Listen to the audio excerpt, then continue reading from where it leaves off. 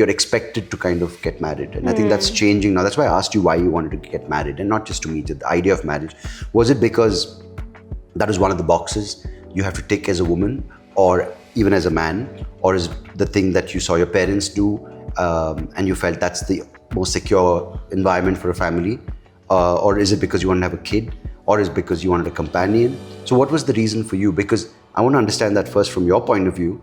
I want to then talk about the reason why I did it, and then maybe also talk about what's happening today from our understanding. I feel like my answer is not going to be very exciting for this conversation, but it doesn't have to be exciting, but I mean, not you exciting, spoke about but it's age, not that like we were depth young or whatever, right? That's fine, but you said we were young and stupid. And yeah, and I feel like Yeah. there was some amount of stupidity required, and I feel like a lot of decisions, I believe that require some amount of stupidity, because you can't have logical reasoning for everything.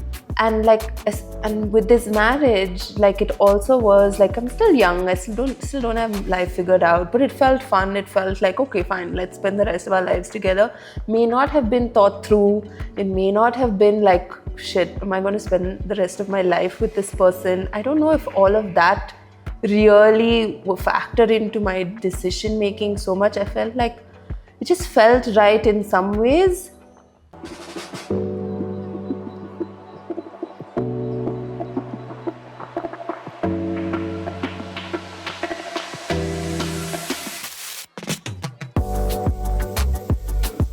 Hello and welcome back. This is another episode of the podcast that we are bringing to you together with a new background to spice things up, because that's what happens after 9 years of being together in a formal marriage. I wanted to actually ask you something which, I ask you all the time, I suppose, but why did you want to get married? Wow. I mean, to me, of course, it's not even a question why, because,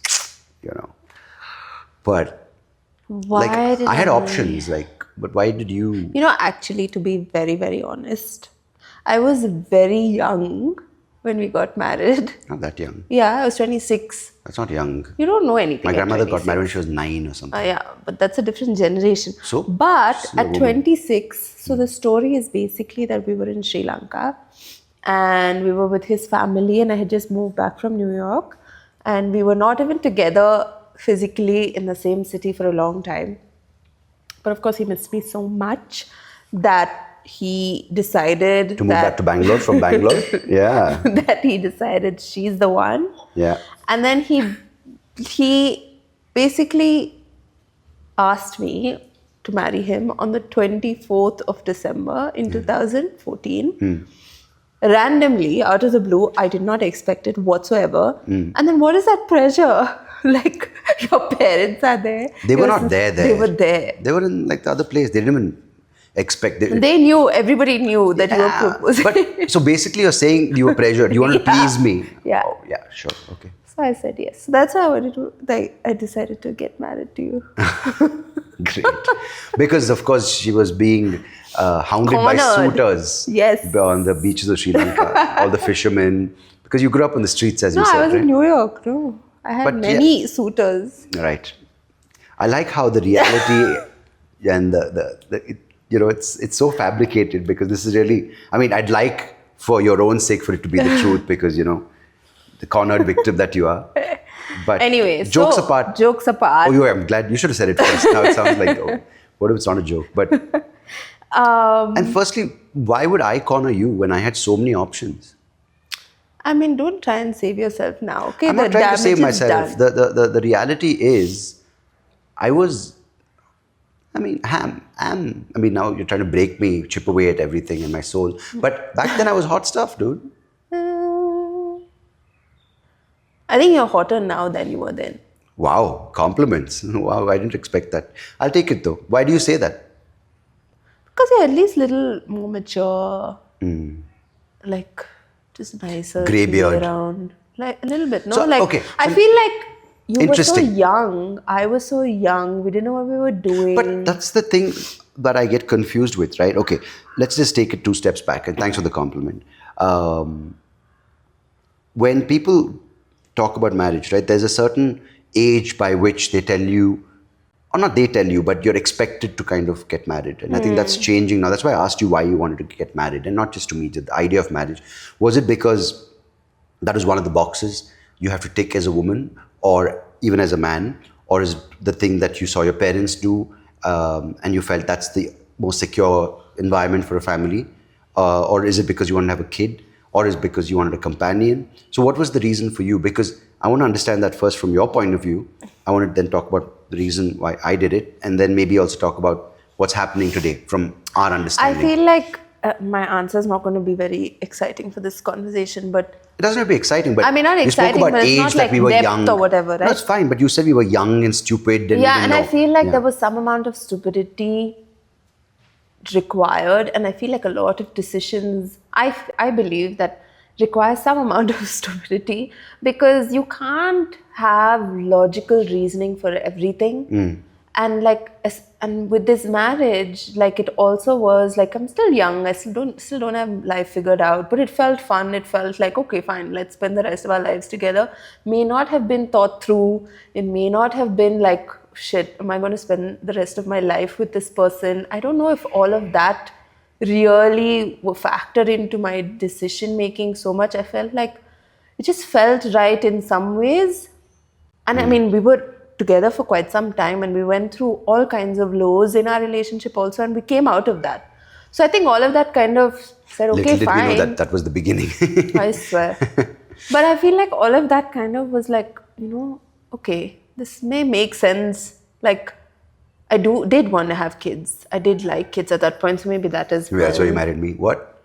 And then I didn't know that we would have, I mean, that's for another conversation. That we'd have all kinds of things with having a child as well, and all of those lows and highs that we went through. No, so the thing is, it's interesting you mentioned the stupidity angle, because I totally subscribe to that, right? Why should everything make sense? Why should everything be planned? Why should the outcome be known before? And why should everything be a responsible decision, right? Because and I think in some ways we both think like that. That's why this worked out. Because if someone commits, like when there's some examples in my family where it was a do or die situation, and I don't mean literally die, but it was like, what will people think of us if you don't get married at this age? Because there's that extension to the family, right? Like if the girl, more so for the girl, doesn't get married, now she's no longer seen as an eligible bachelorette, or she's seen as the clock ticking, right? And I find that kind of pressure so unhealthy for so many people, and it's happening, of course, across social boundaries, right? I mean, as we said earlier in the last episode, our parents are a lot more open-minded, and we can approach them with these topics. But for a lot of families, this isn't the case. Like if you say, and again, this is in the context now, divorce is a lot more common. People are even okay, they go away from their family, live in a different city. They don't even want to get married. And they're like, you know what, I want to be single. I don't have kids. It's all more accepted now. But I just want to talk about the concept of getting into something like this without thinking it's the end of the world. Because I feel for a lot of people, if you don't get married, it's the end of the world. If you do get married, you have to stay in that marriage at whatever cost, which is a lot of pressure.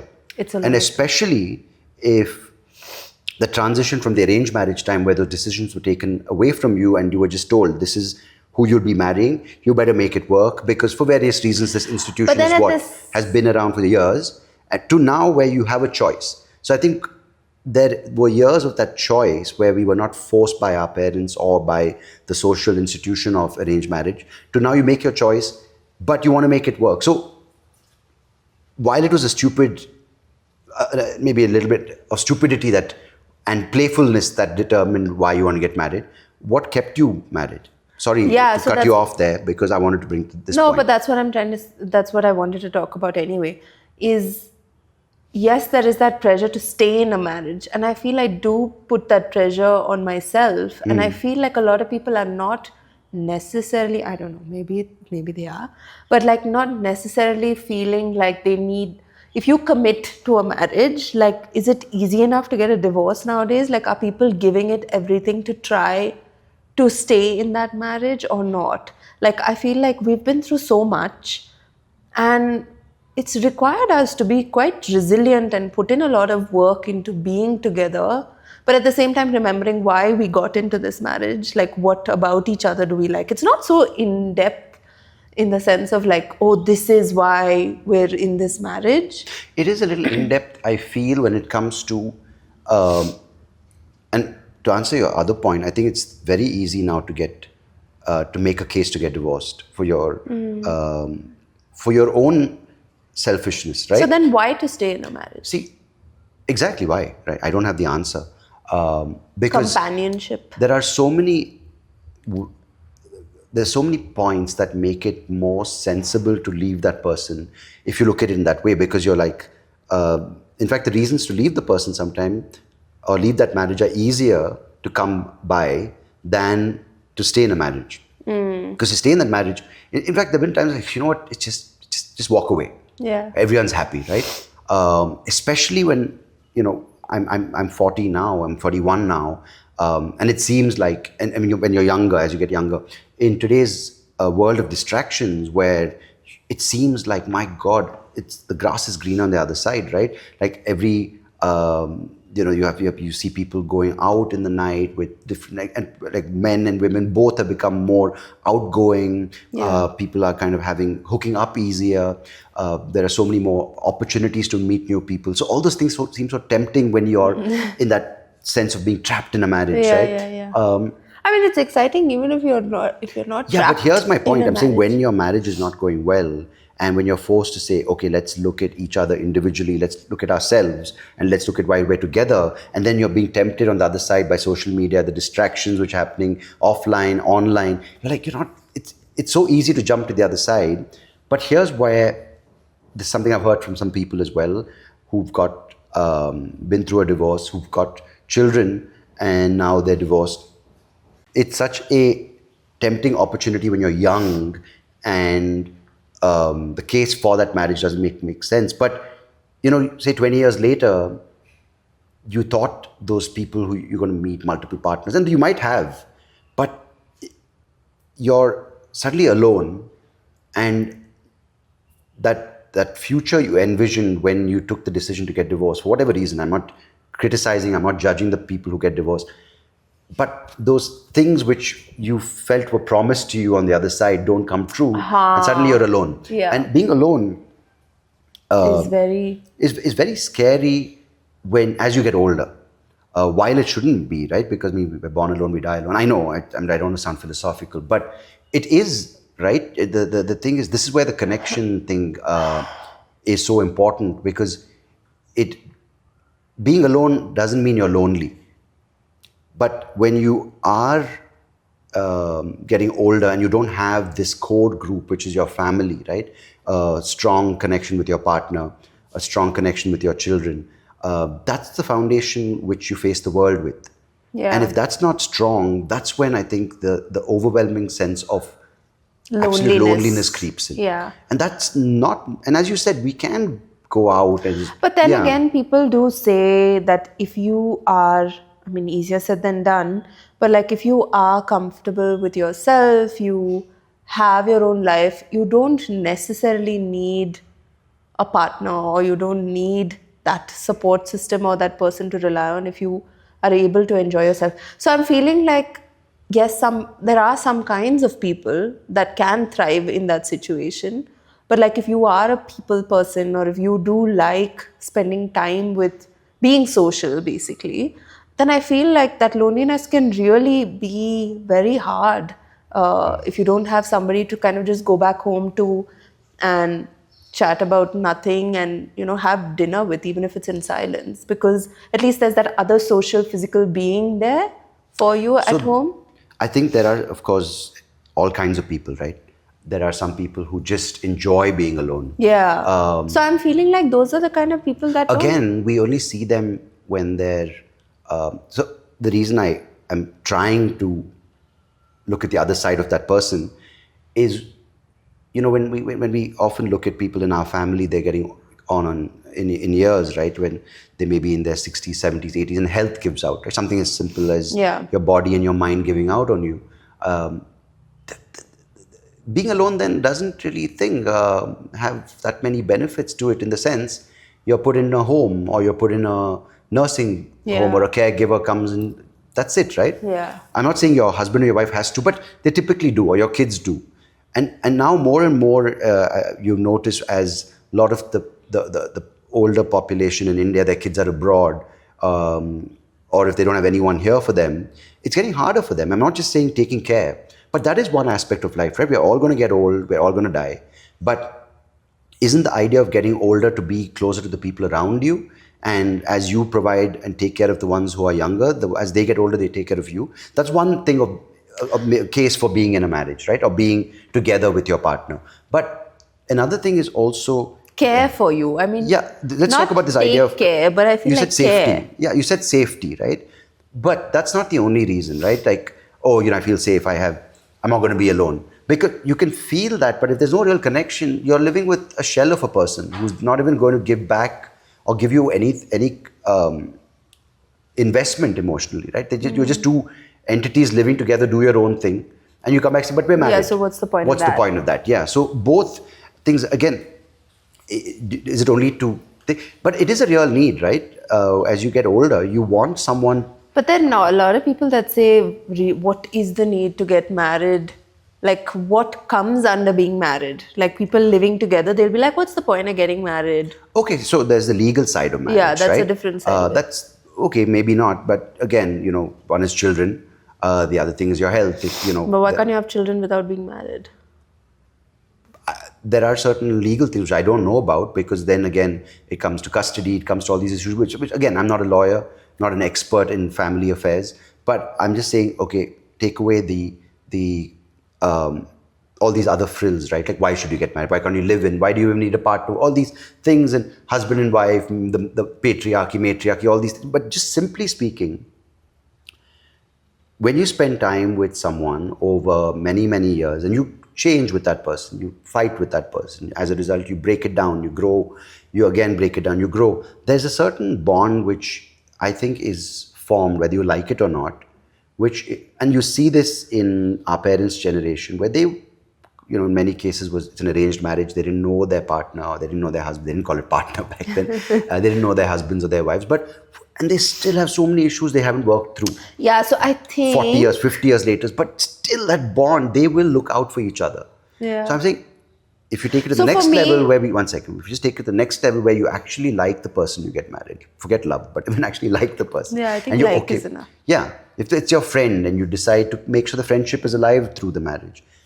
I feel from our experience alone, I'm not saying we're the perfect couple by any means, but there is something which grows, which you can't put a word to or a concept to. It's there. And it just, and as you discover various aspects of yourself, you have that person with you along on that journey. I don't know, I don't have the answer, I don't know the end of the road, but I feel from at the beginning of the episode, you spoke about how we were stupid and we were kids when we got married, and yeah, it was cool to say, I'm wearing a ring, I'm married, or you were married, and whatnot, all these various overt traits of being married, right? We got married here, we had friends coming along, and all those things were the party elements. We went with our other married friends.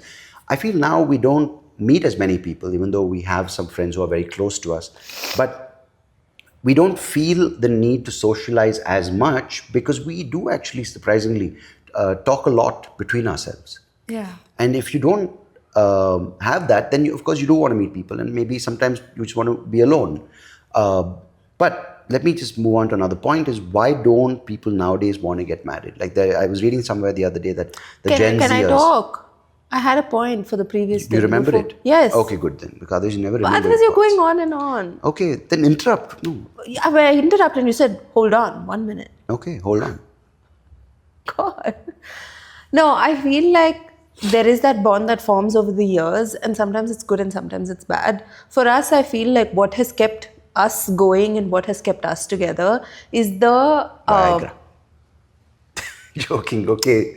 Sorry. Relax. is the gosh, Sandeep. Again, you forgot. Come on. No, You can't have the I didn't forget. train of thought of a fly. No, what has kept us together is firstly the want to be together, the want for this marriage to work, The need, but the also, desire, yeah. but also for us to kind of work on things individually as well as a couple. And I feel like just knowing that the other person is trying as well from their own life experiences to make this relationship work and to make, us be there for each other in different ways, I feel like that's something that's kept us together. If there was one person that went the other way and didn't really acknowledge it, I don't think we would have really managed through all these years, because that's what's really been something that's kept us going. Primarily early on in 17, 18, 19, when we were having a bit of a shaky phase, the primary reason that kept us together was like, shit, our parents have spent a lot on this marriage, on this wedding. We don't want to end it so quickly. And so now I think it served the return on investment period. So I think we're fine. But no, I feel like we did start our journey also at the same time, 17, 18, 19, on figuring out who we are and all of that. And I feel like that helped. I remember The Power of Now being such a it was huge because strong book for us. When I was having those massive episodes going to the radio station every day in the car, I would have a panic attack for some reason, right? The only thing that kept me in that moment from not jumping out of the car and running, I don't know where I would run, wouldn't get very far, was The Power of Now audiobook. Power of Now audiobook was so calming. Yeah. And now when I think back, I try to pick it up again and listen to it. I'm like, you know what? Each thing serves its purpose at that time. You know, you don't have to hold on saying, this is the thing that gives me strength throughout my life. You know, some things are. But I have these I've noticed like these seasons of like binging on all of these kind of books and like learning and figuring things out for myself. Then you distance yourself from it. Yeah, completely distance yourself from it. How can you know, that's what I was You can't constantly consume, I think. You can't constantly consume. You can't constantly be. I mean, these people sometimes you see they go from one retreat, from one yoga retreat, one meditation retreat. Constantly they're retreating from one to another thing. It's like when you have the time to reflect, right? Yeah. So these things, and you have to live. If you only want to sit and reflect, then that's why people go away from society and sit in a cave and live their lives there, which is absolutely fine. That's the decision they've taken. But if you have chosen social life in society with your family and you made these commitments to people around you, whether it's your daughter, whether it's to me, live life. Yeah. Why are people trying to escape life under the guise of meditation? I think, and again, I'm not an expert, but from what my understanding is, meditation gives you the tools and gives you the resources to live and face life through this mind and body that we have, right? Yeah. Instead, we try to escape. And we think, once I'm on the yoga mat, that's where I meditate. It's just the beginning of it. Like people start it as a think, okay, this is a good tool to escape, because your life is so overwhelming. Yeah, like there's so much going on in people's lives that they need something to really physically pull them away from whatever their life is. It's a starting place. It's a good starting place. Yeah. And I think it's given us time to reflect as well, right? Because, and again, these things are not linear, right? They're cyclical in nature. Like you will again mess up somewhere, but that say you messed up, or that's not even the right word, but say you faced issues in your marriage, or we faced in 2017, there might be similar kinds of issues, right? But now when we face issues, it might not be exactly the same, but we don't go back to zero. We go back from, say, it was earlier 0, now it's 3. So our understanding is more of each other and where we're coming from. Let's talk about like social media. Okay. No, 1 second. The reason I mentioned that is because people say, marriage is all about compromise. And of course, I can go down the whole path of marriage humor, like, you women out to grab you by the balls and whatever, right? There are so many ways of, again, there's so many truances to that, right? There's so many truths to, did I say truances? Yeah, what is truances? I thought it's a word. Anyway, there's so many points that can justify. And then you make fun of me. No, I thought it's a word. Anyway, maybe it's not a word. There are so many examples which justify these jokes, and I don't want to take away from that. I think it's great to have marriage humor. What I'm surprised with is that, as we said, it's a lot of work to want to stay with someone, especially when you're going through a tough time. Yeah. Because you don't want to see the nice in them. Yeah, and there are compromises. And compromise is one word, but I think it's about adjustment, right? I wouldn't say compromise is the same as adjustment, because adjustment means you have to sometimes put down your ego to make it work. Not sometimes, I feel a lot of times. Every time. But clearly now when we, and you mentioned social media briefly, and I want to tie that up, that's why I said give me a minute, is when we see Gen Zers, and we hear of Gen Zers. Again, these are articles I've read, you might have come across similar articles, where they just don't want to be with anyone.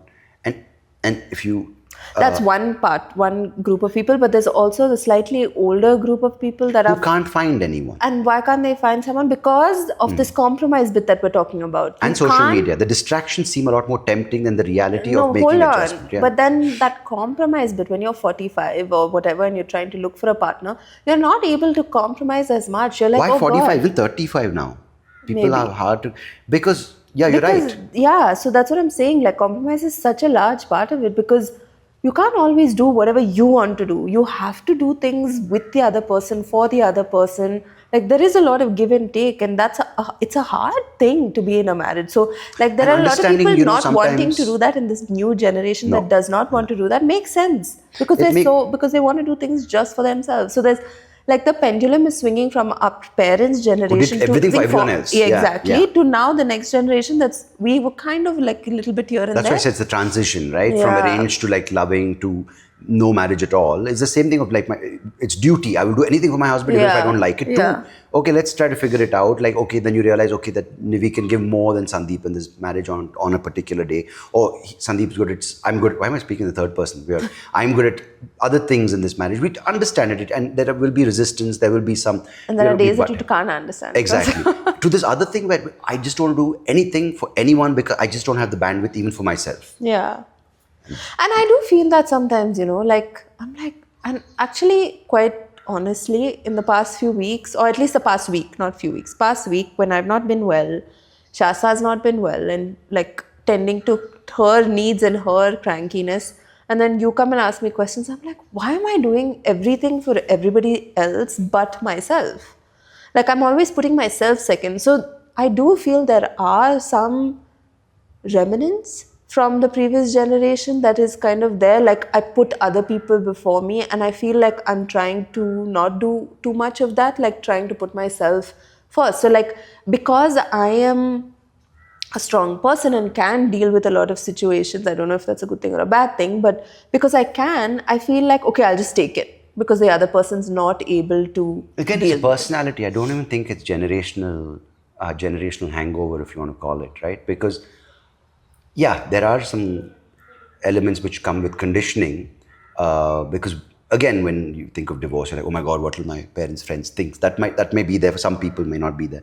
But more importantly, I think it's a personality thing. And this is where it's, I think, a great direction if you can make it a choice, right? Some people decide to get married, some people don't, but it's a personality type. And there are some personalities that want to be with someone. Yeah, I'm so smart. I said this right in the beginning of our conversation, that it depends on the person. Yeah. At the end of it. Is this for you to just show off that you're smart? No, but like, No, you're right. And it's coming back it full does circle, make right? sense, yeah. So it's and we can't make it like marriage is good for everyone. It's not. Yeah, it's not. Because there are some people who thoroughly enjoy traveling the world on their own or just going alone and living alone with their dogs or cats. Cat people are weird, but it's fine, you know. But what about like social media expectations or setting the stage for marriages and successful marriages? It's like, the worst. firstly, it's the weddings itself that are the worst. extremely elaborate and all of that, but also like societal pressures. And then again, it's the relationship, right? Like, I feel myself sometimes like, oh my God, do Sandeep and I actually have this in our marriage? Like that extra, like, what is it called? Like spiciness in our marriage. If people see our reels But it's of not marriage as every day, they wouldn't get married. They're That's like, oh what my I'm saying. God. It's not so exciting. Like we're but sitting is in, like, it really? Do torn people t-shirts in the have morning, yeah. such exciting marriages? No. I don't know. No. Like sometimes I'm like, really? Why is it that, and this is again, I read this somewhere else, or I might have heard it on another podcast. Why is it that now women are completely putting themselves out there on social media with a lot of revealing photos? And it's great, right? It's their choice, directly their media. OnlyFans is doing so well. Women are earning with performing sexual favors for men. Why is that on the rise? Which is, I'm just asking these questions. I don't have the answers. At the same time, why are men preferring relationships with virtual girlfriends? Oh yeah, that is interesting. So, there are so many things because you don't want the real thing. The real thing comes with a lot of baggage. But the online thing, can you know what? I'd have to pay $20, get someone to make me feel good for 30 minutes, right? I guess. I'm saying that's I also mean, that's way of from thinking. a man's side of things. No, But like, women's what do side women, of things. women, Again, you look at the women's side of things, which you obviously will speak more about, is... but you seem to have more No, to I say just have about one it. point, because women have this certain idea of a man. They don't want men to be men. They have this issue with masculinity. They have this issue with, they call it the male chauvinist. At the same time, they kind of blame men for everything. There are, again, I can't generalize. No, There yeah, are women please who don't do, there are some generalize. women who do this. As a result, they alienate a lot of men. So I'm saying this is not men's fault or women's fault, but it is happening. So I'm just putting that out there. It's just happening. I feel like it's really interesting that people don't want to put themselves through difficult situations. I mean, and have that expectation that everything is going to be all great all the time is such a wrong expectation to come in with. Like, so people nowadays don't necessarily like, why should we? Why don't we just spend time with ourselves and kind of. So social media, it justifies that even more. It's like, why make the effort? Yeah. Just be on your phone the whole day. And this is why it's dangerous for any reason, whether it's your kids on their phone too long, not being able to connect with you, not enjoying school, making friends, going out even. And I feel like nobody really wants to do too much of that. Everybody's like, okay, then I'll just be by myself, Like that's the kind of feel I'm getting. And fair enough, like it's okay. But like at the same time, there are a lot of people that do want to get into relationships and marriages and are not realizing the amount of effort that it actually takes to be in a marriage or in a relationship. Yeah. What? Yeah, that's it. I think you said it all. No, I think social media is definitely going to be a problem, and it's causing a lot of splits in connection. While it seems to be the most amazing tool to connect, it's taking away from what the feeling of connection sometimes is within you by quantifying and rewarding certain ideas of connecting through a reward system, a feedback loop, which encourages you to spend more time seemingly connecting with people, but when you're actually disconnecting from yourself and with the people who are close to you, whether it's your partner, whether it's your parents, whether it's your friends. And it's clearly a sickness which is going to cause a lot of issues. And, we're going to get experts going forward talking about this, because it is real issues and we can't just tell our kids, keep the phones away. So we'll figure it out with people coming on board and articles being done, research by them, written by them. I don't know what that noise is. And sorry, just too many distractions today. And we will get these people on board, because as Nivi and I said, we're not experts and we don't want to seem like we are just spouting facts without referencing it. So we'd love for you to be a part of the conversation, share your concerns, share your thoughts, share your ideas, even maybe share some facts you've come across with us on the comments, or you can write to us on, we have a couple of email addresses, hotspot@gmail.com. We'd love to connect with you, and this is where these tools come in handy. So yeah. I feel like, just to quickly add to that about the social media angle, I feel like we're all so focused on our devices and, having relationships with people on our devices that we're not really physically connecting with each other. And that physical connection with people, or the feelings that you get and the emotions that you have when you're connecting with someone is not something that you can talk about and explain too much to people. But you feel like you're getting some aspect of it online, So then you're like, okay, I'm getting some part of it. So like 20% of that connection or that relationship. Whereas when you're offline and when you're actually connecting, you're getting that 100%. May not be all the time, like on social media, all the time you're getting bursts of connection in some way or form, whether it's that small 20%. But then we're not valuing this 100% connection that we get every now and then in a physical exchange or in a physical relationship. You know what I mean? Yeah, I suppose so.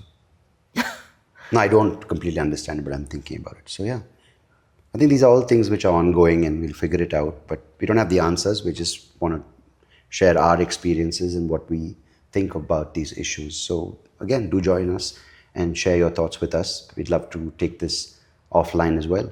Thank you for listening. Please like and share with friends and family that you think may be interested, and we'd love to hear from you. Thank you. Till next time. Welcome to episode 4 of the Hotspot and Wi-Fi. 4. is an episode which we are excited to bring to you, sponsored by. Ourselves. Yeah, as you can tell by the backdrop, we haven't got any endorsements. They don't usually put it in the backdrop.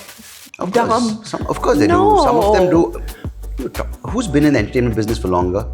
Who can see those videos? Wow, what a dick. She did it. She dropped it when you have nothing else.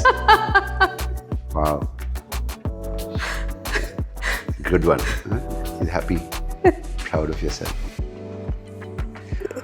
So yeah, she's basically scrambled at the bottom of the barrel to find the wow. So go on. Are you done? Yeah. Cool. We're done with this episode. What?